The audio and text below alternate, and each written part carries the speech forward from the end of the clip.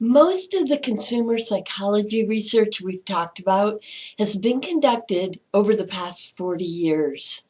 However, the consumer landscape has changed significantly just over the past few years, especially because of increased connectivity, and it continues to evolve at a rapid pace. It is important to consider the nature of these changes and to think about how it has altered not just the topics we study in consumer psychology today and the tactics, but also how we study them. And so we will devote our final lecture for this class to exploring the contemporary landscape. Some marketers call this the age of clutter.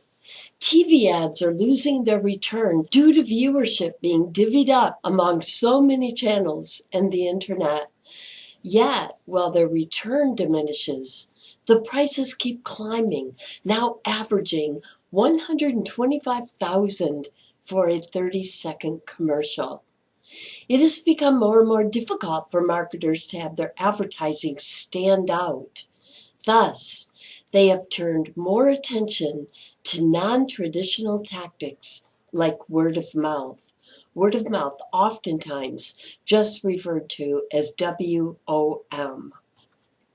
Some research, such as that conducted by Michael Trussoff and his colleagues, suggests that word of mouth, one consumer talking to another about a brand, is the most powerful form of marketing, period. It gets its power from three different sources, okay? And the first one is perceived credibility. Perceived credibility. People trust and believe each other more than they do companies and advertising, right? Companies and advertising to which they attribute ulterior motives. The second one, number two, is Berger's need to give advice. Berger's need to give advice. So Berger's a researcher, and his research has shown that people have a real need to give others advice, especially practical advice that can create a form of social currency credit for them by saving others time or money. So in other words, you save others time or money from your advice, and you've gained karma, right? It's good karma. You've gained a form of social currency credit. And the third source of power for word of mouth is technology today. So word of mouth can now spread faster than ever before because of technology. Things like cell phones, texting, social networking, blogs, instant messaging, chat rooms, message boards, etc. And the information can also linger much longer than before. And this can be a good thing or not so good, right? In the early 2000s, for instance, Firestone went through a massive tire recall because of a defect. Today, over a decade later, a simple internet search still yields dozens of postings about that unfortunate incident. Now, word of mouth that occurs naturally is called organic word of mouth. Organic word of mouth. But not all word of mouth happens naturally.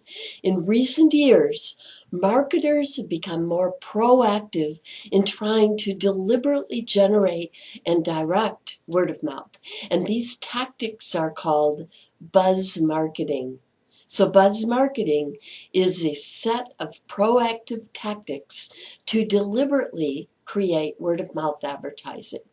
Let's explore 6 contemporary buzz marketing tactics. And we're going to start out with the first one here, viral marketing. Viral marketing is a buzz campaign that uses entertaining internet advertising in an attempt to prompt consumers to spread the word for them. In other words, the goal is to post an ad that is so entertaining that people will feel compelled to share it with their friends who will also feel so compelled, as will their friends, and so on, until it is spreading with the exponential speed of a contagious virus, thus its name, viral marketing.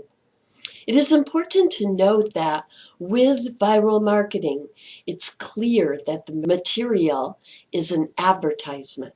As we're going to see in a bit, this is not true with all buzz marketing campaigns. But with viral marketing, it is clear that the material is an advertisement. The second tactic, product pushers. Product pushers are recruited by the company to get the product seen and talked about in the marketplace. In particular, companies look for individuals who are attractive and approachable, friendly, popular, and importantly, a member of the target market group. For instance, Ford recruited a few product pushers on different college campuses and gave them each a Ford Focus to drive for 6 months. In exchange, the product pushers gave Ford free showcasing. They were frequently seen around campus driving the vehicle, and when anyone expressed interest in the car, they agreed to hand out promotional materials. Not a bad deal for both sides, right? Red Bull frequently hires product pushers on market campuses to wear their t-shirts and hand out complimentary cans of their beverages in hopes that college students will become reliant on these caffeinated beverages when, for instance, pulling all-nighters, all-night study sessions, and or to stay focused and awake in class.